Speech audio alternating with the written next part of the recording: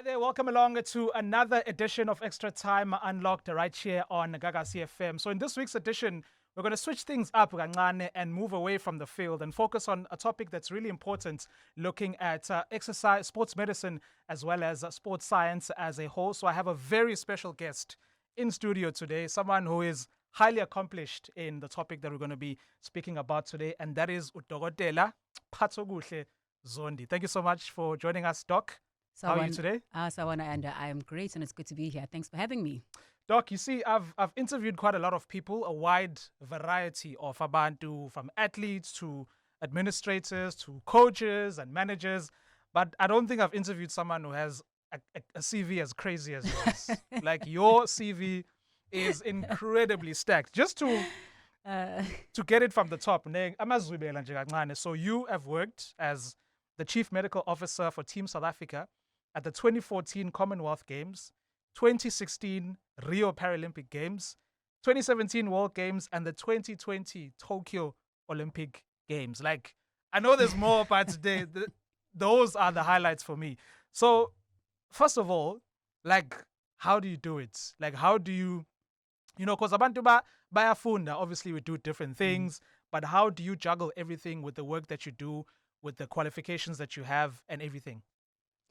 No, I think I've been very, very fortunate, Ayanda, that I've been able to find a way to combine my passion and my purpose, and then, of course, my profession. And so the things that you described that might be a struggle to some people are actually a joy for me. So Sure. obviously, in order to be able to realize dreams and to be able to work at pinnacle events like Lezo Oikazayo, you've got to work really hard. You've got to sacrifice. You've got to invest. You need to apply yourself. You need to make certain decisions, say no to certain things, say yes to other things. But through and through all of that, what drives me is that I am deeply passionate about what I do. I'm passionate about sports. Firstly, I enjoy it. I love it. But also what it allows people to achieve, both those people on the field, the athletes that I serve, and those people who surround them as well, And so for me, when you say, how do I do it? The answer is almost, how do I not? Because this is what I believe I've been put on this earth to do. Yeah. But how would you describe umsebenzi owenzayo? Just a brief overview. Sure. I know it's quite extensive, but the core of what you do and also the work that you do at UKZN. I think it's a great place to start, actually, because Mawuti sports medicine, abanye abantu don't even know what it is and what it means. So maybe it's a good thing to start there. So I am a sports medicine physician. And really what that means is I qualified as a doctor, and then I went on to study a postgraduate qualification in sport and exercise medicine, which fundamentally means two things. The first thing is that I'm a specialist doctor who, number one, treats athletes or physically active people. We help treat injuries. We help them with recovery strategies. We help them with performance science and performance metrics. But number two, we also treat everyday individuals through exercise interventions and lifestyle modifications. So people with diabetes, high blood pressure, certain cancers, mental illnesses, how do we use physical activity and exercise to help them overcome illness and optimize their health? That's fundamentally what sport and exercise medicine is, and I think it's important to get guys. You're right, I've worked at amazing pinnacle events like the Olympics, the World Cups, World Games, and it really is a wonderful privilege. Off the field, I've been able to occupy leadership positions that help inform governance, policy, and medical strategy. What I'm really excited about in terms of my role at UKZN, and that's a role that I started now on the 1st of May, is that I have been engaged to essentially establish sport and exercise medicine as a specialist discipline here, KwaZulu-Natal. What that means is that at the university, we are going to be establishing curriculum, training programs, resources and infrastructure to train specialists. So we're specialists much the same as pediatricians, orthopedic surgeons, neurologists, so train doctors to become specialists in sport and exercise medicine. And then number two, which I'm deeply passionate about, is also about, within KZN, establishing clinical services in public and in private so that more people can have access to the specialist care. That's quite extensive. So let's just look at, obviously, the work that you've done and the extensive work that you've covered. Apart from the work that you've done here in UKZN, you've served in various leadership roles, over the years. So how has that shaped the person that you are right now and the person that you want to become, essentially? Because you're working with people on a regular basis. You are changing lives, essentially, because you are touching the lives of athletes, touching the lives of regular people who do physical activity. It's a privilege. It's a privileged position. But, I've had the privilege of working across the whole spectrum, from grassroots, academy level, all the way get to high performance and elite level. And they've all been building blocks, and transformative in their own way. When you're working in low resourced environments at community level, you're obviously forced to be adaptable, to be humble, to be creative, absolutely, in the way that you stretch resources without compromising the quality of care, right? And you have to be able to break down really complex scientific principles in a way that's practical and pragmatic and still accessible to the Romuntu who you're serving. Then you take it all the way to the elite and extreme level, high performance sports, where it's the highest standard, it's the highest pressures. And there you need to be, people have sacrificed and invested millions in order to deliver at that level. And so you need to show up as the best version of yourself. You need to be fully prepared. You need to be organized. You need to be able to be calm under pressure and still pragmatic and follow a process. You need to be able to build trust in an environment that often lacks trust. And collectively, essentially, I guess that places me where I am today, where I am very inspired, and I remain inspired by those performances that I see at a global level, and I strive for excellence, but at the same time remain very anchored to the everyday realities of many athletes. And so my mission then becomes about creating opportunities and access so that more people are able to realize their full potential and more people are able to see that full potential translates to global stages. Yeah. And obviously in South Africa, we are still a third world country in inverted commas. But we've seen the introduction and the growth of sports medicine in the country throughout the years. We've seen it in let's go with the most popular sports in the country, which is football. We see now football teams having specialized medical departments where there's a physician, where there's a physiologist, there's a team doctor, and all those things. And it's obviously still developing as well in all spheres, Absolutely. and all sporting codes in the country. But how would you assess the state now of sports medicine in South Africa and where it was from when you started and to where it is right now and the growth that has happened during that period? It's been incredibly exciting to witness the growth. We definitely experience growth in sports science and sports medicine and how it's integrated into sports teams specifically. What I would say is that we've got pockets of excellence. So without a shadow of a doubt, there are areas where we stand shoulder to shoulder and in fact lead in terms of the world and the global stage. We have got excellent clinicians. The quality of research that we produce is right up there, often informing international policy, like the rules of the game in rugby. I'll give you an example. And as you said, practitioners really who are outstanding and know what they're doing. Our challenge is access and integration. And so, there are teams or sporting codes or certain izinga labantu who have access to this kind of exceptional quality of care that we have or science that we have. And there's far more who don't, unfortunately, have access. The other area that I think we fall behind from an international standard is in terms of integration. So there are some countries where sport and exercise medicine is integrated into mainstream healthcare. And so in this is not just about serving athletes. So yes, it is. And in our case, we still need to serve under-resourced areas and I'd be able to nurture that talent. But it's also being able to use the principles of sport and exercise medicine in creating health, in influencing public health, in addressing the public health crisis. That's the benefit of integrating it into the healthcare system. And we haven't yet achieved that in South Africa and certainly Africa. And so that's the opportunity. And I guess that's what excites me also about the role at KZN. Is that we are now in KZN recognizing the value of sport and exercise medicine. And there are now steps that have been taken, resources that are being unlocked so that we can create access. So that firstly, we can build the infrastructure, we can train people to be able to deliver the service, and therefore we can create access then to this specialized care that, number one, nurtures the talent that we've got in KZN and in all parts of KZN. And then number two, also, of course, addresses the health issues that we know can be addressed through sport and exercise medicine.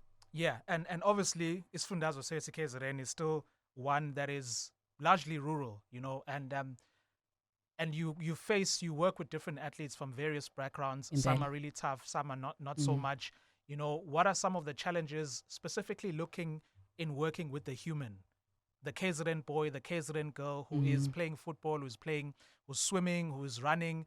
What are some of the challenges in that sphere when you, as an exercise medicine practitioner, what are some of those challenges with working with people?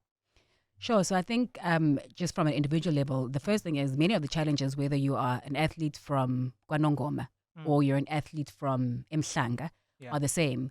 The first thing is you're a whole individual, right? So the one thing that has brought you to the table in a sporting environment is probably your talent, you know? Sure. And so, of course, there's performance pressures. You know, you've got talent and now there's pressure to perform at a certain level. And that in itself, it's complex. But outside of your sporting talent, you're also a human being. You've got family, you've got studies, you've got relationships, you have potentially mental health considerations. And it's really important in any individual to be able to holistically engage with an individual, right, who participates in sport. And of course, if you're speaking now about the athlete perhaps who comes from rural KZN, some of these challenges are exacerbated. So, you know, even when it comes to schooling, you know, not all schools are equal. You know, not all the support that you get at a schooling level is equal. If it comes to finances, you know, the athlete from Umhlanga may not worry about where they're going to get their kit from, whereas the athlete from Kwanongoma or any other parts, you know, of rural KZN they've got the talents, but there's other issues that they have to be able to address or need help with in order to be able to maximize and realize that potential and talent. Like, where am I going to get my soccer boots for? Am I going to be able to show up for training? Am I going to have eaten before I go to training? Do I get a meal afterwards? Is that guaranteed? And of course, these are the things that, you know, even though I'm just a doctor, in inverted commas, when you are treating, for instance, an injury, you cannot treat it in isolation of all of these other things that I've said, you know, because an injury is often a product either of too much training or the wrong training or not enough recovery. Recovery is the person sleeping well? Is the person eating before and after training? What other sort of modalities are there to be able to help the person so that they recover, so that they can come back tomorrow and train? Really complex issues, looking at, you know, the different types of people that you work with coming from different backgrounds within our province. But let's talk about your work now, umsebenzi that you've made throughout the years. And I want to focus specifically on the Olympics because it's something that gets everyone excited in the country. So you've worked at the 2016 Rio Paralympic Games and you've worked at the Tokyo Games. I want to look at those two in particular because I think, firstly, looking at the Paralympic Games, obviously you're dealing with Paralympians, people who are differently abled, you know, and that comes with its own challenges. But before we get to that, what type of work do you do? You're the chief medical officer. What is a chief medical officer in that setting at the Olympic Games where there's X amounts of athletes from different backgrounds playing different sports? So how extensive is your work in that environment and what exactly do you do? Thanks, Ayanda. So as chief medical officer at a games like this or at a platform like this, essentially you're the lead or the head doctor that is going to be leading a delegation or a team of other doctors and specialists. So often as chief medical officer, you're the head of the medical team. And the medical team will consist of other sports medicine physicians or doctors, psychologists, physiotherapists, maybe biokineticists, sports scientists, chiropractors, depending again on the size of your team and the needs of your team. So you are the lead or the head of this medical delegation. The work starts way before the actual games themselves. And of course, it's about preparing the medical team itself. And your preparation would really be understanding, firstly, your athletes, because that's who you're there to serve.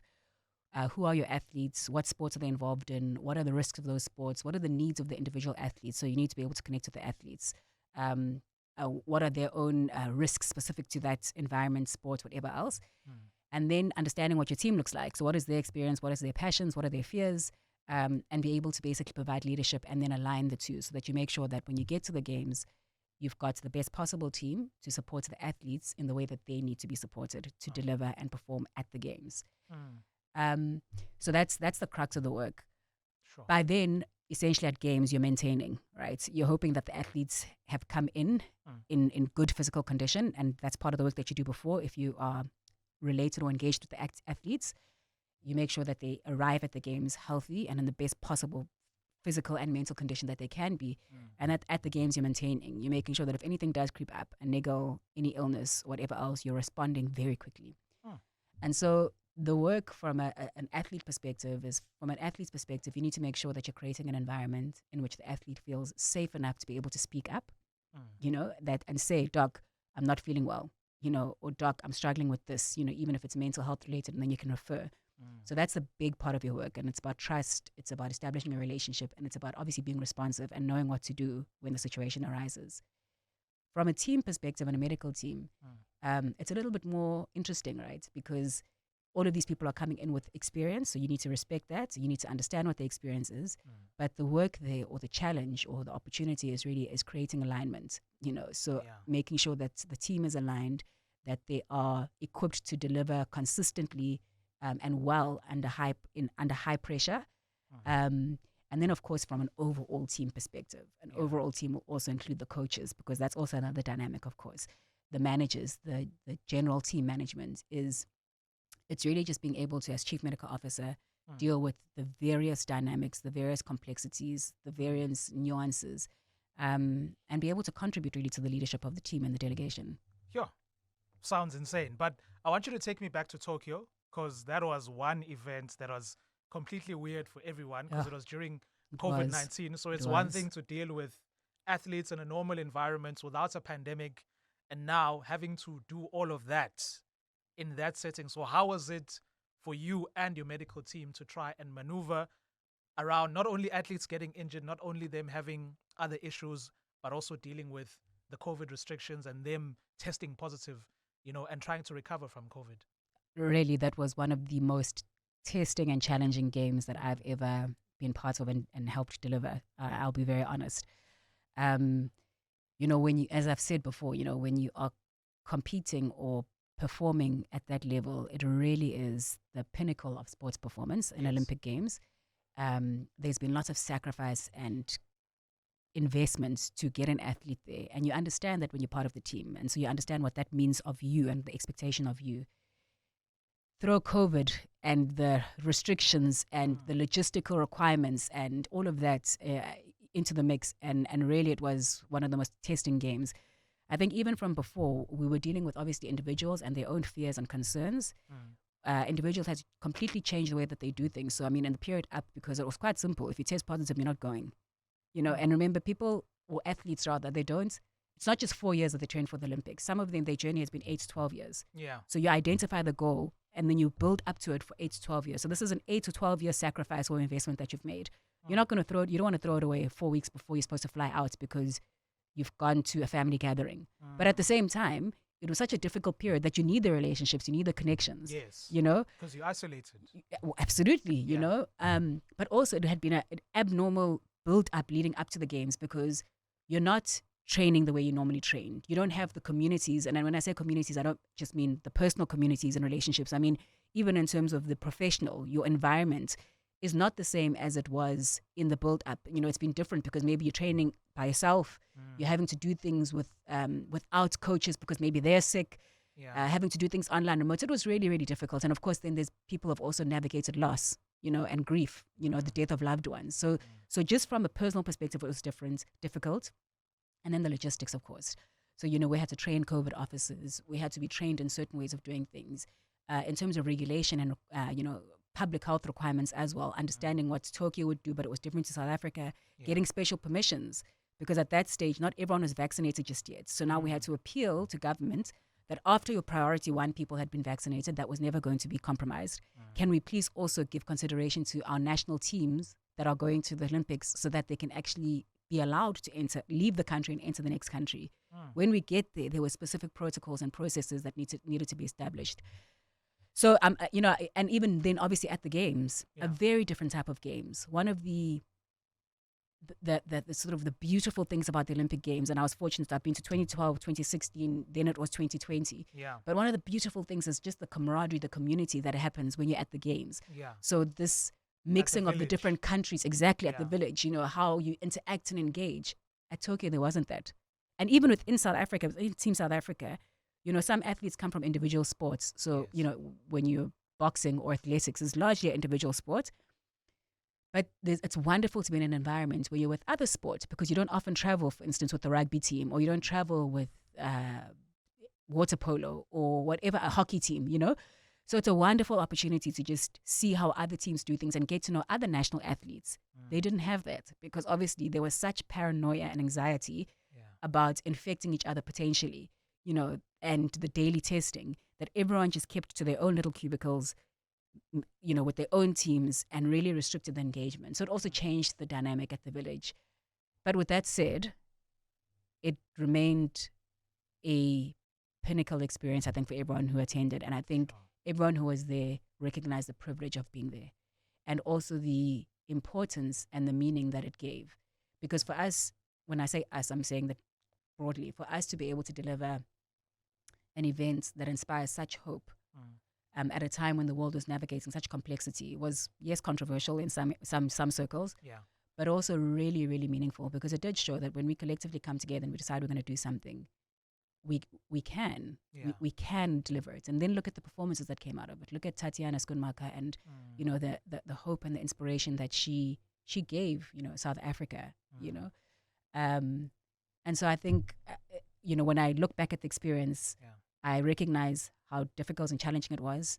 But the bigger feeling is just the privilege of being able to actually come together and deliver something that was so meaningful and inspired such hope at a time that was very difficult for the world. Yeah. Beautiful stuff, Doc. Before I let you go, obviously you are quite a driven and ambitious person. You've done a lot, and I'm sure you're still looking to achieve more. You're at UK resident right now. But what is the future looking like for you in terms of what you have mapped out? In terms of, is there an event that you still feel like you need to go to? Maybe it's the FIFA World Cup. I don't know. You want to go and get into the Springboks. But what are the plans for Phathokuhle Zondi in terms of the work, the important work that you do within the industry, and the boxes that you still want to tick? Sure. I think the way that I approach life right now is you sort of have a 2 to 3 year plan, maybe a 5-year plan if it's long term. I'll be honest. But I think this chapter at UKZN for me is a significant one. I do believe that before I even got the role, I had prayed for a phase in which I could build. And build on home soil in KZN, and the building for me is about creating access and opportunity, and I won't say paying it forward is one, but just making the circle bigger. Actually, maybe that's a better way to do it. And so what this next period looks like for me, I'm very certain, is I think my work and my purpose is within KZN to really establish clinical services, to establish a teaching and training program that capacitates people, that grows the influence of sport and exercise medicine and the access to specialist care so that people can realize, their full potential, to start that work.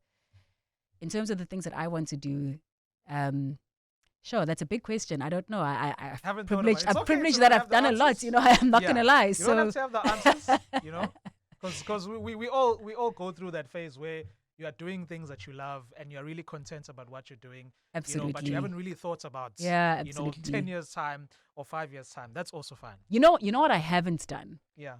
Is, and it's always been a dream of mine. I was always an athlete. I'm still very active and, physically active. Yeah. And I've always said I want to wear green and gold as an athlete. I don't know how that happens when you're in your 40s. Maybe it's bowls. Maybe it's...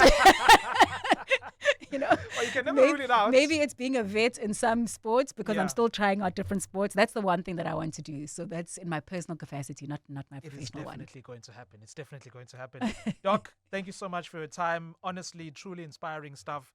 The work that you have done, and like I said, the the extensive CV that you have, and the lives that you touch, because you're serving in the work that you do. So it's really inspiring that you're investing your time, your expertise in making the country happy. Because when people see your Tatiana Schoonmakers, when people see the Blitzboks getting a bronze medal at the Olympics, people don't really think about the people who are in the background.